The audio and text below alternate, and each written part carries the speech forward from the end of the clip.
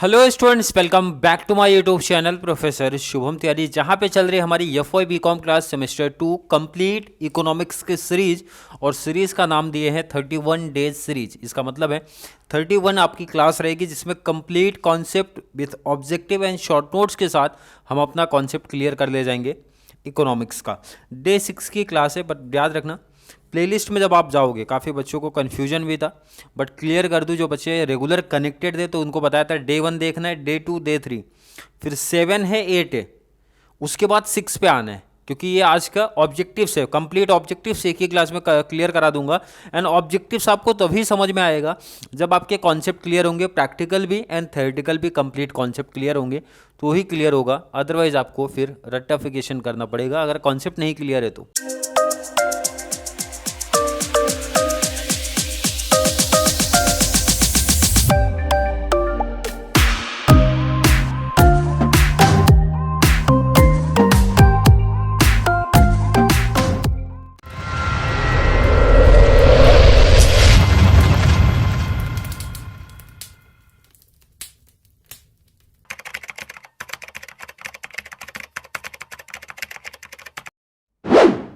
चलिए स्टार्ट करते हैं एक एक क्वेश्चन।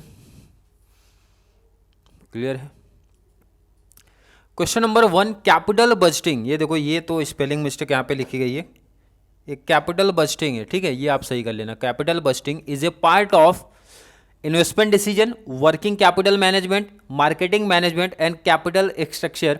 तो आप जब स्टार्ट किए थे मेरे साथ में, कैपिटल बस्टिंग का मीनिंग समझाते टाइम में पहली ही लाइन में मैंने क्लियर मेंशन किया था कि जो कैपिटल बस्टिंग है वो हमारा इन्वेस्टमेंट डिसीजन है। वो भी कौन सा इन्वेस्टमेंट डिसीजन है बेटा? Long term. अगर याद होगा तो आपको लॉन्ग टर्म इन्वेस्टमेंट डिसीजन है। इसका मतलब वैसे ही ऑप्शन ए राइट हो जाता है। वर्किंग कैपिटल का पार्ट ही नहीं ना, हमने इस टॉपिक पे तो कहीं सुना है, वो शॉर्ट टर्म में आता है अपना कॉन्सेप्ट। मार्केटिंग मैनेजमेंट का तो काम सुना ही नहीं, कैपिटल स्ट्रक्चर का कोई कॉन्सेप्ट नहीं सीखा था। Second question, capital budgeting deals with. Capital budgeting किसके साथ डील करता है? लॉन्ग टर्म के साथ, शॉर्ट टर्म के साथ, both A and B and neither A और नॉर बी।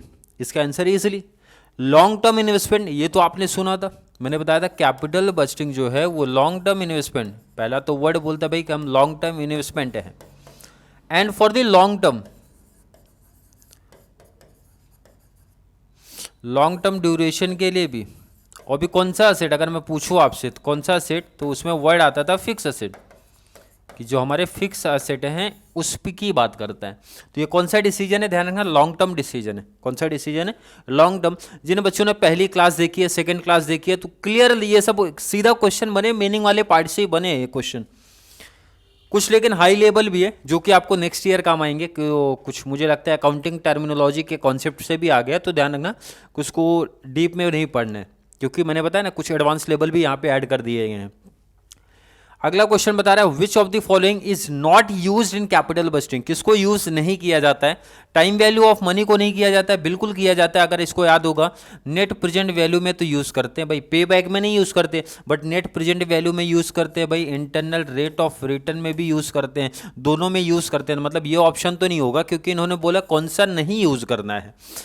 नेक्स्ट है अपना कैश फ्लो यूज होता है, ये भी आपको पता है भाई, कैश फ्लो यूज होता है। सेंसिटिव एनालिसिस तो होता ही है, क्योंकि आपने पढ़ा था भाई, प्लानिंग करना पड़ेगा, एनालिसिस करना पड़ेगा, एवेल्यूशन करना पड़ेगा, उसके बाद सिलेक्शन द बेस्ट प्रोजेक्ट करना पड़ता है। एक न्यू कॉन्सेप्ट आया, नेट असेट मेथड की बात किया। मेथड तो सर हमने 3 ही पढ़े थे, पेबैक, नेट प्रेजेंट एंड अपना लास्ट था अपना इंटरनल रेट ऑफ रिटर्न। तो ये मेथड नहीं था, मतलब ये आपका राइट आंसर इधर आया। क्लियर है?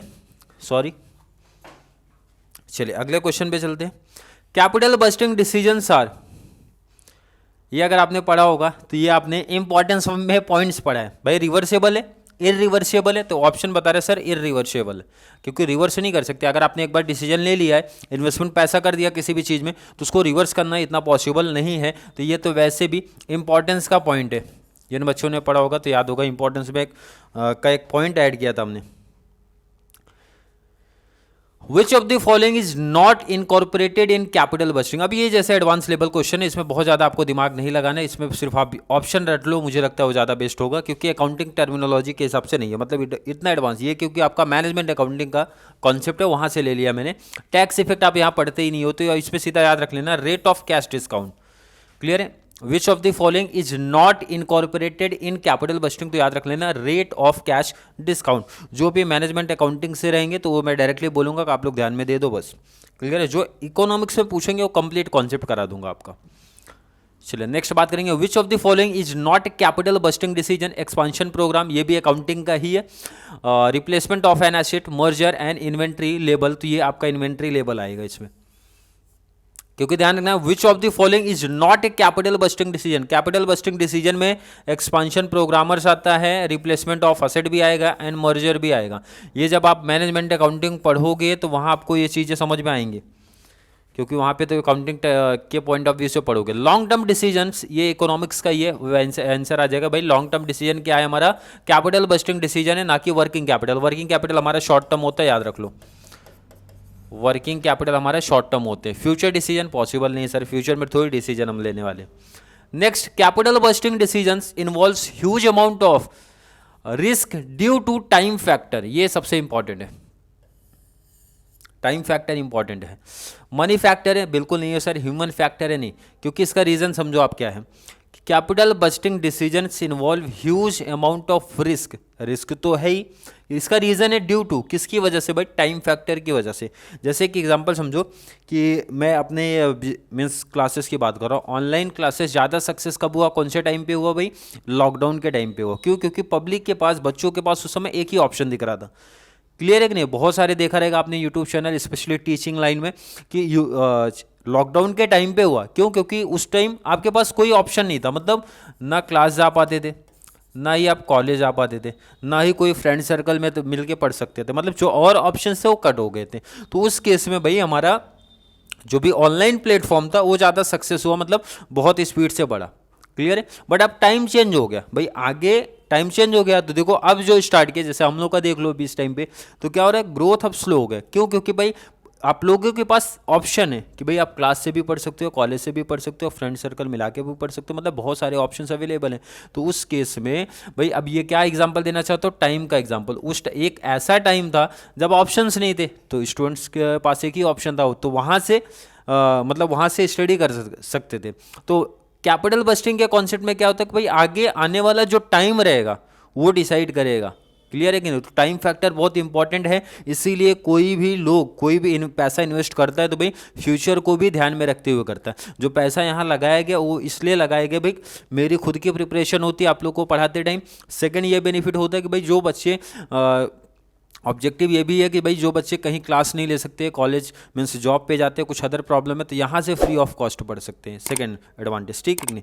थर्ड ये भी है कि भाई चैनल धीरे धीरे ग्रो करेगा, तो आगे आने वाले टाइम्स में हो सकता है भाई मुझे भी कुछ लोग जानना चालू करें, मतलब उसकी वजह से मेरी प्रिपरेशन तो हो ही रही, हो सकता है कल को कहीं प्लेसमेंट अच्छी जगह लग जाए, मतलब काफ़ी ज़्यादा बेनिफिट्स आपको देखने मिलेंगे। उस पॉइंट ऑफ व्यू से इन्वेस्ट किया, मतलब फ्यूचर को भी ध्यान में रखा है ना, ऐसा थोड़ी एक प्रेजेंट में आज ही पैसा कमा लेना है, मतलब बहुत सारी चीज़ें। तो ये फ्यूचर बोले तो टाइम फैक्टर के पॉइंट ऑफ व्यू से मैंने पैसा इन्वेस्ट किया यहाँ पे। नेक्स्ट बात करेंगे, which of the following is not a characteristics of capital expenditure, कौन सा इसमें से कैरेक्टरिस्टिक्स नहीं है ये बोला गया है। क्लियर है कि नहीं? It is a current outlay of fund with future expectation, बोला कि ये करंट आउटले है फंड का, ये तो अभी जस्ट बात किया ना भाई फ्यूचर एक्सपेक्टेशन का, तो ये तो बिल्कुल है। कैपिटल अगर कोई एक्सपेंडिचर करता है तो कॉमन सी बात है सर फ्यूचर को देख के ही करेगा ना, जैसा मैंने अभी जस्ट वर्ड यूज़ किया था, तो ये तो नहीं पॉसिबल है क्योंकि उन्होंने वर्ड किया नॉट, कौन सा नहीं है। It may be source it through borrowed fund, बिल्कुल होता है, बोरो फंड कर लो, ओन फंड कर लो, कहीं से भी करोगे, पैसा आपको इन्वेस्ट करना है। क्लियर है कि नहीं? तो मतलब इन शॉर्ट अगर बात करें, ये देखो एक ऐसी लाइन लिखी गई है, it is incurred only by the private sector. ऐसा है क्या कि सिर्फ प्राइवेट सेक्टर वाले ही कैपिटल एक्सपेंडिचर में आते हैं? नहीं भाई, पब्लिक सेक्टर भी तो आती है, मतलब ये ऑप्शन आपका राइट दिखेगा। नेक्स्ट है, capital budgeting pertains to investment decision regarding acquiring capital asset, बिल्कुल। Balancing sources of fund and use of fund, मतलब सिंपल से समझ में आ रहा है क्या बोल रहा है? Capital budgeting pertains to investment decision. अब ऑप्शन दे रहे हैं रिगार्डिंग एक्वायरिंग कैपिटल एसेट, बिल्कुल है, ऑप्शन है राइट है। Balancing sources of fund and use of fund, बिल्कुल है कि भाई बैलेंस अपने को सोर्स ऑफ फंड करना और उसी के अकॉर्डिंग फंड को यूज भी करना है। नेक्स्ट है to help choose between alternatives. Alternatives आपने प्रैक्टिकल में पढ़ा सर, 3 से 4 अल्टरनेटिव्स है, तो उसमें से बेस्ट अपने को सेलेक्ट करना है। मतलब इस केस में तीनों ही ऑप्शन जब सही दिख रहे हैं तो लास्ट ऑप्शन अपना राइट हो जाएगा। क्लियर है कि नहीं? चलिए नेक्स्ट आगे चलते हैं ऑब्जेक्टिव्स पे। ये उन्हीं बच्चों को परफेक्ट समझ में आ रहा होगा जिन्होंने पूरी क्लास कवर की है। क्लियर है कि नहीं, मैं पहले मेंशन कर दूं, उन्हीं बच्चों को परफेक्ट समझ में आ रहा होगा। Capital expenditure decision are often irreversible because of, irreversible क्यों है भाई, ये इसका क्या रीजन है? There is a little or no market for any type of second hand capital. Clear है, पहला तो ऑप्शन दे रहा है भाई कि there is a little or no market for any type of second hand capital. ऐसा है क्या? बिल्कुल देखने मिलेगा अभी आगे। रेट ऑफ इंटरेस्ट की फ्लक्चुएटिंग, पहला रीजन मतलब सेकंड रीजन ये दे रहा है। नेक्स्ट है it is difficult to estimated profitable of a capital asset. Last है नन ऑफ द अबव, मतलब इसमें से कोई नहीं है। पहला ऑप्शन इसमें राइट जाएगा, क्योंकि मैंने देखो इधर एक एग्जांपल बताया था आपको कि अगर ये मैंने फर्स्ट आई थिंक या सेकंड क्लास में मैंने दिया था कि ये जो इन्वेस्टमेंट मैंने किया है कंप्लीट एक ऑनलाइन क्लासेस सेटअप करने में भी एक पर्पज़ नहीं है मेरा। और मैंने एग्जांपल आपको दिया था प्रॉफिट मोटिव से मैंने 6 लाख रुपए इन्वेस्टमेंट नहीं किया। मैंने अभी जस्ट आपको बताया भाई कि एक सबसे बड़ा रीज़न है कि आपको पढ़ाते टाइम मैं अपनी प्रिपरेशन भी कर रहा हूँ। क्लियर है कि नहीं, क्योंकि जितना टाइम मतलब हर साल एक न्यू बैच लेके आना, न्यू तरीका, तो उसमें काफ़ी कुछ सीखने मिलता है मुझे खुद को भी। पहला ऑब्जेक्टिव ये है कि भाई प्रिपरेशन भी मेरी हो रही। सेकंड है कि काफ़ी स्टूडेंट्स को बेनिफिट यहाँ पे मिलता है, स्पेशली जो जॉब पे जाते हैं या फिर जिनकी फाइनेंशियल कंडीशन ठीक नहीं है, मतलब एक ये भी ऑब्जेक्टिव है। और थर्ड ऑब्जेक्टिव ये है भाई कुछ इनकम भी बन जाती है। क्लियर है कि नहीं, मतलब ऑप्शंस अपने को दिख रहे हैं यहाँ पे। क्लियर, अगर कल को ये नहीं चलता, सिर्फ मैं प्रॉफिट मोटिव से ही मैंने चालू किया होता भाई कि बहुत प्रिपरेशन कर लिया, बहुत कुछ हो गया, अब सिर्फ प्रॉफिट ही कमाना, मतलब सिर्फ इनकम ही बनानी है मुझे। अब इनकम बनाने के बेस पे सपोज मैंने ये चीज़ किया होता तो आज मैं बंद कर देता एक क्लास, क्योंकि सेटअप किए हुए मुझे 6 to 7 मंथ हो गए। क्लियर है कि नहीं, और उतनी इनकम नहीं जितना मैंने यहाँ पे इन्वेस्टमेंट कर दिया। तो क्या करूंगा सर, इसको कहीं ना कहीं बेचना पड़ेगा भाई। जितना इन्वेस्टमेंट किया, 6 लाख इन्वेस्टमेंट किया, अब आप खुद से बताओ भाई 6 लाख रुपए का इन्वेस्टमेंट किया, अगर मैं इसको फिर से किसी को दूंगा तो इतने में मिलेगा क्या सर? बिल्कुल नहीं मिलेगा, क्योंकि सामने वाले को भी पता है कि भाई अब लास्ट ऑप्शन नहीं है, को आज सामने वाला पर्सन कोई भी मजबूरी में बेच रहा है। अब यहाँ रखेंगे तो रेंट भी देना पड़ेगा, लाइट बिल भी देना पड़ेगा, मतलब खर्चे नहीं, तो सामने वाला उसका बेनिफिट उठाता है, मतलब फ़ायदा उठाएगा कि भाई जितना कम से कम करा सके वो करेगा। और कैपिटल एक्सपेंडिचर अगर आपने कर दिया है तो उस केस में ऐसा कोई मार्केट भी नहीं है ना, ऐसा कोई मार्केट भी नहीं है कि जहाँ पे आप सेकेंड हैंड कैपिटल मतलब इस तरीके का से कर सकते हो। एक जस्ट एक एग्जाम्पल दिया है आपको समझाने के लिए। नेक्स्ट बात करेंगे investment to replace working but absolute equipment with more efficient ones is generally done for expansion of. तो इसमें ध्यान में नहीं रखना, ये अकाउंटिंग टर्मिनोलॉजी है, तो सीधा याद रखना कॉस्ट रिडक्शन का कॉन्सेप्ट है। जो मैंने डायरेक्टली बोला समझ जाना है अकाउंटिंग का कॉन्सेप्ट है, उस पर अगर नहीं भी ध्यान दोगे तो भी चल जाएगा। पे back period method of capital bursting primarily focus on, पे बैक पीरियड किस पे ध्यान देता है? तो मैंने आपको सिखाया था पे बैक पीरियड सिर्फ अपने कॉस्ट जो लगाए ना, जो पैसा लगाया, जो इन्वेस्ट किया, वो रिकवर करने पे ध्यान देता है। तो पहला है भाई current rate of interest. Interest की इसमें बात कहाँ से आती है? तो इंटरेस्ट की बात ही नहीं करते हैं। रेट ऑफ प्रॉफिटेबिलिटी, प्रॉफिट की ये बात ही नहीं करते हैं। Time period requires to recover original investment, यही तो वर्ड मैं भी मैंने बोला भाई कितना टाइम लगने वाला है अपना पैसा रिकवर में जो इन्वेस्टमेंट किया है। तो ऑप्शन सी राइट है, आगे पढ़ने की जरूरत भी नहीं पड़ेगी आपको। क्लियर है कि नहीं? Next objective future value may be defined at, future value को आप कैसे डिफाइन करोगे? मैंने बोला था ये कॉन्सेप्ट वो बच्चा कर ले जाएगा जिसने मैथ्स में मेरी क्लास देखी। सिंपल सा बात, देखो एक होता है हमारी प्रेजेंट वैल्यू, एक होता है हमारी फ्यूचर वैल्यू। ये चीज़ आपको सिखाई गई है भाई। Present value and future value का कंप्लीट बहुत अच्छे से एग्जांपल मैंने इस टॉपिक में भी दिया था एंड मैथमेटिक्स में भी कंप्लीट कॉन्सेप्ट आपको बताया था। अब ये कैसे डिफाइन करोगे? लाइन बोल रहा है discounted value of future cash flow, तो ये तो सर ऑप्शन ही नहीं है, ये कैसे पॉसिबल है? अगर फ्यूचर वैल्यू को कैश फ्लो को डिस्काउंट करूंगा तो ये तो प्रेजेंट हो जाएगा ना। फ्यूचर वैल्यू को डिस्काउंट करूंगा, प्रेजेंट वैल्यू आपने कहाँ सीखा है? नेट प्रेजेंट वैल्यू में पढ़ा है। इंटरेस्ट रेट जो आप कमाते हो ये, इस पे तो बात नहीं है, ये कोई मतलब कॉमन सेंस भी नहीं बन रहा है। Compounded value of future cash flow, ये लाइन बोले और यही आपका राइट हो जाता है। बोला compounded value of future cash flow, compound कर दो किसको? फ्यूचर कैश फ्लो को, ये हमारा फ्यूचर वैल्यू बताएगा। क्लियर है कि नहीं? तो ये ऑप्शन जो अपने को मिल गया था, आगे ऑप्शन पढ़ना ही नहीं है। Present value may be defined as, present value को कैसे आप डिफाइन करोगे? Discounted value of future cash flow.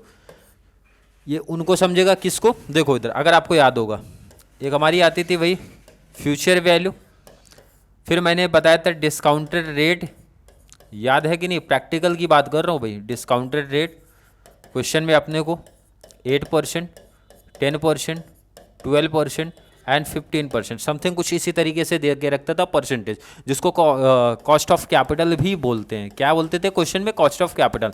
अब वो बच्चे को माइंड में फिट हो जाएगा जिन्होंने पढ़ा है। तो फ्यूचर वैल्यू का मल्टीप्लाई डिस्काउंटेड रेट से करते थे तो हमें क्या मिल जाता था? Present value. हमें क्या मिलता था? Present value. और प्रेजेंट वैल्यू के बेस पे वो डिसीजन लेते थे एनपीवी में। क्लियर है कि नहीं है?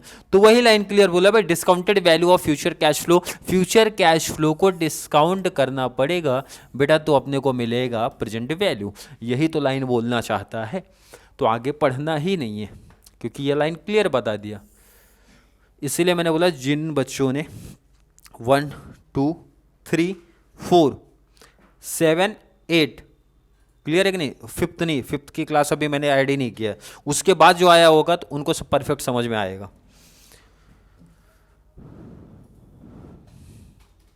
Project is profitable if NPV. Practical वाले याद रख लो कि मैंने बोला था नेट प्रेजेंट वैल्यू मेथड में आप प्रोजेक्ट को सेलेक्ट कब करते हो? आप ये सिर्फ बताओ, प्रोजेक्ट आप सेलेक्ट कब करते हो? सर जब हम लोग फ्यूचर कैश फ्लो का डिस्काउंटेड रेट से मल्टीप्लाई करके, जस्ट अभी पीछे बताया, प्रेजेंट वैल्यू निकालेंगे। प्रेजेंट वैल्यू का जब टोटल हमारे भाई माइनस करने पे इन्वेस्टमेंट में पॉजिटिव आया तो सेलेक्ट होगा, तभी तो प्रॉफिट बोलेंगे भाई, प्रॉफिट कमाया, नहीं तो प्रॉफिट किधर मिला अपने को? तो इस केस में ही सेलेक्ट होगा project is profitable if NPV is positive. अगर पॉजिटिव है तो ही सेलेक्ट भी होगा, तो तभी हम प्रॉफिट भी कमा सकते हैं। नेक्स्ट लाइन बोल रहा है IRR refers to the internal rate of return की बात करते हैं। क्वेश्चन क्या है? Rate of return that will make the present value of all future net cash flow equal to the original investment. पहला ऑप्शन ही राइट है, rate of interest नहीं है। इंटरनल रेट ऑफ रिटर्न इसका फुल फॉर्म होता है internal rate of return, इसीलिए इसको शॉर्ट में लिखा जाता है। क्लियर है? पढ़ लेना आप लोग। According to the internal rate of return method of capital budgeting a project will be accepted it. कब होगा एक्सेप्ट करना है? तो ध्यान रखना उस केस में बहुत सिंपल सा लॉजिक है, जब आपका IRR ग्रेटर रहेगा जो आपका मार्केट रेट दिया होगा उससे। एक ही केस में एक्सेप्टेबल है, जैसे नेट प्रेजेंट वैल्यू में एक्सेप्टेबल कब है? जब नेट प्रेजेंट वैल्यू आपका पॉजिटिव होगा तो सेलेक्ट है, तभी प्रॉफिट आप कमाओगे। इंटरनल रेट ऑफ रिटर्न का कॉन्सेप्ट क्या बोलता है? जब internal rate of return greater रहेगा, मोर देन रहेगा, किससे? मार्केट वैल्यू से। ऐसा ऑप्शन कहां पे दिख रहा है भाई? लेस देन दिया है, बिल्कुल नहीं होगा। इक्वल दिया नहीं होगा, इक्वल दिया नहीं होगा। ये ऑप्शन दिया है internal rate of return is greater than, ज्यादा दिखेगा आपको मार्केट रेट ऑफ इंटरेस्ट से। मार्केट रेट ऑफ इंटरेस्ट जो भी दिया रहेगा उससे ज्यादा। पेबैक पीरियड हमें क्या बता रहा है? Time required to recover the original investment. ये ऑप्शन तो ऑलरेडी हो चुका है, ये टाइप तो हम कर चुके हैं ना, पहले से प्रैक्टिस कर चुके हैं। पेबैक पीरियड क्या सिखा रहा है भाई? कि जो पैसा इन्वेस्टमेंट हमने किया, ओरिजिनल जो हमारी इन्वेस्टमेंट रहेगी, कितने ड्यूरेशन में, कितना टाइम में हमें पैसा मिलने वाला है। टाइम रिक्वायर, कितने टाइम में रिकवर हो जाएगा कौन सा? Original investment. बोले तो ऑप्शन ए राइट आंसर हो जाएगा। चलिए नेक्स्ट क्वेश्चन पे बात करेंगे। For capital budgeting decision depreciation is to be considered. ये लिख लेना आप लोग। सर क्यों होता है ये अभी क्वेश्चन मत पूछो क्योंकि ये अकाउंटिंग की बात करता है, लेकिन ये मेथड बोलता है भाई कंसीडर्ड किया जाएगा डेप्रिसिएशन को। ये चीज़ें आप पढ़ोगे मैनेजमेंट अकाउंटिंग में। क्लियर है कि नहीं? इग्नोर तो करेंगे नहीं। Depreciation is to be calculated at 20%, fix नहीं होता है कितना है। डेप्रिसिएशन को याद रखना, कंसीडर्ड होता है, बस ये आपको ध्यान में रखना है।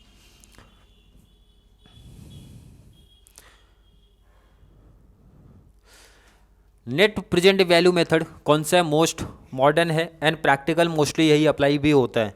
Net present value method clear है कि नहीं है? याद रखना। Method which does not consider investment profitability. कौन सा मेथड तीनों में से बोला प्रॉफिट को कंसीडर ही नहीं करता है? तो पहला मेथड था कौन सा? अपना पे बैक पीरियड था। Net present value method consider करता है, प्रॉफिट की बात करता है। और पेबैक पीरियड का डिसएडवांटेज बोले तो डीमेरिट, अगर आपने पढ़ा होगा तो वहाँ पे बोला भी था कि पेबैक पीरियड हमारा ऐसा है जो कि प्रॉफिट की बात नहीं करता, ये सिर्फ हमें ये बताता है कि इतने टाइम में हमारा जो इन्वेस्टमेंट था, पैसा इन्वेस्ट किया, वो रिकवर हो जाएगा, इतने की ही बात करता है। चलिए next question. Internal rate of is the same as interest rate at which NPV is zero. Clear है? नेक्स्ट है the most reliable method of financial capital decision. भाई सबसे इसमें से रिलायबल कौन सा है? रिलायबल बोले तो जो प्रैक्टिकल मोस्टली अप्लाई होता है उसकी बात कर रहे हैं। तो इसमें हमारा अभी तो आंसर दिया था भाई, तीनों मेथड में सबसे बेस्ट है नेट प्रेजेंट वैल्यू मेथड, जिससे आप एग्जैक्ट काउंटिंग कर सकते हो। पेबैक पीरियड टेक्निक्स हमें क्या बता रहा है? पेबैक पीरियड टेक्निक्स अगर आपके पास ऑप्शन था, अगर आपने प्रैक्टिकल पढ़ा हो तो उसमें से अगर आपके पास 3 से ऑप्शन है, 2 से 3 ऑप्शन है भाई, 1 2 3, तो सेलेक्ट कौन सा करोगे सर? जो हमें जल्दी टाइम में, जल्दी ड्यूरेशन में पैसा रिकवर करा के देगा, उसी को सेलेक्ट किया जाएगा या फिर उसी को रैंक 1 देंगे। यही आपने सीखा था। ऑल कैश फ्लो को बोल रहा है सेलेक्ट करोगे, बिल्कुल नहीं, ऐसा पॉसिबल नहीं है। ओनली हायर कैश फ्लो नहीं, कैश फ्लो नहीं, रैंक के बेस पे, ड्यूरेशन के बेस पे, पे बैक पीरियड के बेस पे सेलेक्ट करेंगे तो मतलब ऑप्शन सी राइट आंसर जाएगा भाई, जो जल्दी पैसा रिटर्न कर देगा पूरा। ज्यादा पैसा नहीं, जो जल्दी, क्योंकि हो सकता है पहले ईयर का आपका पैसा ज्यादा हो, सेकंड ईयर का कम हो जाए, ऐसा प्रैक्टिकल में आपने देखा था। तो ऐसा नहीं लिखना sir only higher cash flow, तो हर ईयर का हायर कैश फ्लो नहीं है। आपको ये देखना है कि जल्दी पैसा कौन रिटर्न कर देगा, जितना हमने पैसा इन्वेस्ट किया था वो ध्यान में रखना है। चलिए और ऑब्जेक्टिव्स है हमारे पास। Net present value is a proposal indicates net additional to wealth, net incremental profit, total value of proposal, none of this. तो आपका ये राइट है। अब ये आपके इकोनॉमिक्स वाले पार्ट में नहीं था, पर आप पढ़ लो इधर पे। विच of the following method is evaluation of capital bursting proposal, focus on liquidity. Liquidity पे कौन फोकस करता है? तो पे बैक पीरियड फोकस करता है लिक्विडिटी पे। ये आपने इसके मेरिट्स में पढ़ा था, एडवांटेज में पढ़ा था, अगर आपको ध्यान में होगा तो। ये देखो डायरेक्टली क्वेश्चन बन रहे हैं, मेरिट से बने हैं, डीमेरिट से बने हैं, मीनिंग पार्ट से बने हैं। आप देखोगे बहुत सारे क्वेश्चन ऐसे बन रहे हैं। अब जिन्होंने नहीं पढ़ा होगा तो उनको नहीं समझ में आएगा। In case of the selection of the mutual exclusive project, the rule of only the best, all of good ones, all positive NPV projected, none of this. मतलब अगर आपको इन केस ऑफ सिलेक्शन, अगर आपको सेलेक्ट करना है भाई, 2 से project है, मतलब अपने पास 1 है, 2 है, 3rd है, तो सेलेक्ट कौन सा करोगे? अगर सिलेक्शन की बात हो रहा है सर, जो सबसे बेस्ट होगा उसी को सेलेक्ट किया जाएगा, तो जो बेस्ट होगा उसी को सेलेक्ट कर लिया जाएगा। ये ऑप्शन है हमारा। NPB techniques is based on the discounting procedure पे चलता है। डिस्काउंटिंग प्रोसीजर क्यों है? क्योंकि आपको पता था क्वेश्चन में अपने को फ्यूचर कैश फ्लो दिया होता है, और जो हमारा डिस्काउंटिंग फैक्टर होता है, जो हमारा discounting factor net present value method में आपने पढ़ा था ना, तो ये जो सपोज 10,000 कुछ ऐसा अमाउंट दिया रहता था, तो आप जो भी ये डिस्काउंटिंग फैक्टर 10% सपोज दिया है, तो इससे मल्टीप्लाई करते हो ना, तभी तो आप क्या निकालते हो सर? Present value. तो डिस्काउंटिंग फैक्टर का कॉन्सेप्ट निकालता है, डिस्काउंटिंग प्रोसीजर लेके चलेगा। नेक्स्ट है इन केस ऑफ रिस्की प्रोजेक्ट, अगर कोई रिस्की प्रोजेक्ट है तो क्या करोगे? Required rate of return would generally भी हायर होना चाहिए, तभी तो सेलेक्ट करोगे भाई। जितना हाई रेट रहेगा उतना रिस्क भी रहेगा, ये चीज़ आपने पढ़ा होगा भाई। हाइयर रिस्क रहेगा मतलब हाई रेट ऑफ इंटरेस्ट रहेगा, तो हाई रिस्क भी रहेगा उस प्रोजेक्ट में। क्लियर है? चलिए और कुछ ऑब्जेक्टिव समझ है हमारे पास कंप्लीट। अब इसके बाहर ऑब्जेक्टिव्स आपके नहीं बनने वाले। विच of the following method state the return from A project in percentage form. ये मेथड बोल रहा है भाई, परसेंटेज में इंटरनल रेट ऑफ रिटर्न, ये तो वैसे मेंशन कर रहा है भाई, हमें रेट से मतलब है। पेबैक बात नहीं करता, पेबैक तो भाई ड्यूरेशन की बात कर रहा है, कितने टाइम जल्दी में पैसा रिटर्न करेगा। नेट प्रेजेंट वैल्यू मेथड अपना फ्यूचर कैश फ्लो को डिस्काउंटिंग फैक्टर के हेल्प से प्रेजेंट वैल्यू निकालता है और उसके बेस पे कंसीडर होता है। तो एक ही मेथड बच रहा है हमारा, इंटरनल रेट ऑफ रिटर्न, जो किस पे ध्यान रखता है सर? परसेंटेज फॉर्म पे ध्यान रखता है। कितने ऑब्जेक्टिव्स हो गए टोटल? काउंट कर लेना 31। यहाँ 30 आपको दिख रहा है, बट ये टोटल 31 ऑब्जेक्टिव्स हो। अब इसके बाहर तो पॉसिबल ही नहीं कहीं से कुछ पूछ सके आपके सिलेबस में कैपिटल बस्टिंग में। नेक्स्ट आपका बच रहा है कौन सा? True false. इसकी बात कर लेते हैं। Capital budgeting pertain to investment decision, ये तो क्वेश्चन आपने पढ़ा था भाई, बिल्कुल है, ट्रू है आपका। Capital expenditure decisions are often reversible, reversible है क्या सर? बिल्कुल नहीं है, तो इसका मतलब ये आपका फॉल्स है। Capital budgeting decision do not face any difficulties, बोला कैपिटल बस्टिंग डिसीजन में कोई भी डिफिकल्टी ही नहीं होती है, ऐसा पॉसिबल है क्या सर? बिल्कुल नहीं है, बहुत सारी चीज़ें हमें देखनी पड़ती है, रिस्क देखनी पड़ती है, क्रूशियल डिसीजन होता है, अनसर्टेनिटी भी होती है, ये सभी चीज़ें होती है कि नहीं। Capital budgeting play an important role in assisting business enterprises, बिल्कुल है, इंपॉर्टेंट रोल प्ले करता है आपका, ट्रू है। नेक्स्ट है capital budgeting decisions capital budgeting decisions are made only for the replacement and expansion of investment.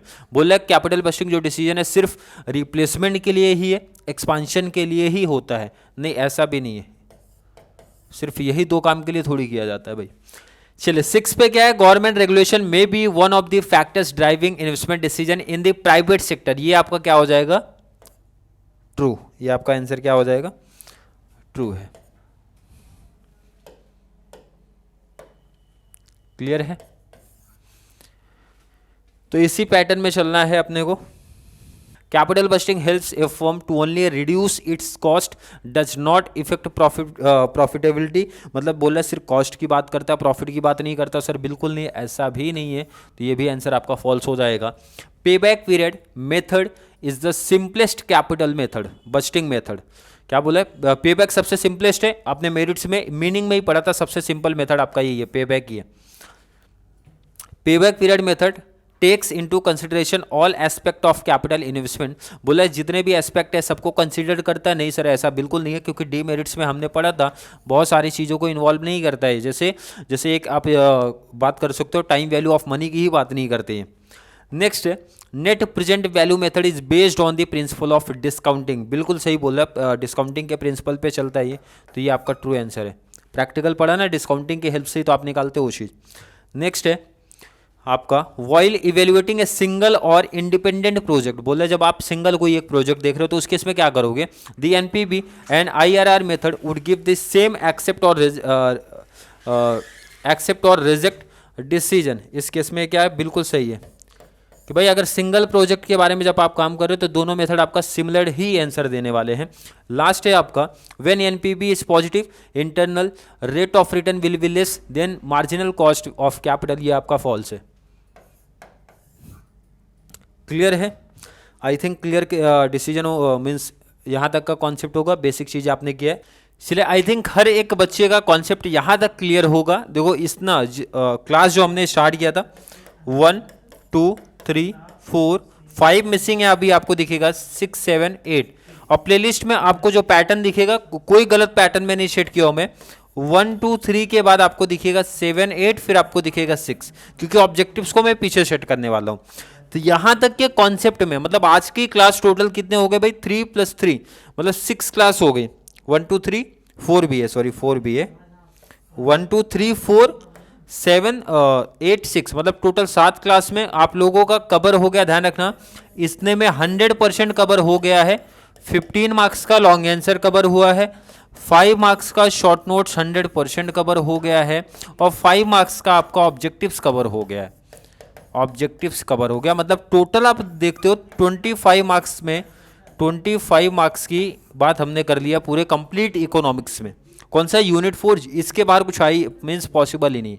Clear है कि नहीं? आई थिंक हर एक बच्चे का कॉन्सेप्ट यहाँ तक क्लियर हो गया। आप लोग ध्यान देना कि इसी में से 15 मार्क्स का आपका प्रैक्टिकल आएगा, लॉन्ग आंसर आएगा, 5 मार्क्स का शॉर्ट नोट्स बनेगा एंड 5 मार्क्स आपके ऑब्जेक्टिव टाइप्स ऑफ क्वेश्चन बनने वाले हैं जो दिया गया। कंप्लीट आपके सिलेबस में जितना आने का चांस था मैंने कंप्लीट ऑब्जेक्टिव सेटअप कर दिया। अब इसके बाहर पॉसिबल ही नहीं है कोई कॉन्सेप्ट आपसे पूछा जाए। क्लियर है यहाँ तक का concept? I hope clear concept होगा। अगर इतना कॉन्सेप्ट हर एक बच्चे का मुझे लगता है क्लियर हो गया तो आगे के कॉन्सेप्ट आपके लिए और आसान है, क्योंकि आगे आपका मोनोपॉली आने वाला है, परफेक्ट कंपटीशन आने वाला है, मोनोपॉलिस्टिक आने वाला है, ओलिगोपॉली आने वाला है। तो मतलब 4 इजी क्वेश्चन तो वैसे ही आपके हो गए भाई। चारों का फीचर्स आपने पहले ही पढ़ा है। ये 4 डे तो आपका ऐसा हो गया। फिर डिस्टिंग्विश भी बनता है आपका, उसमें से फॉर्म्स ऑफ मार्केट बनता है। मतलब 5 से 6 क्लास 7 क्लास तो आपकी आसान हो गई। मतलब 15 to 30 मार्क्स आपका काफ़ी ईजी हो जाएगा।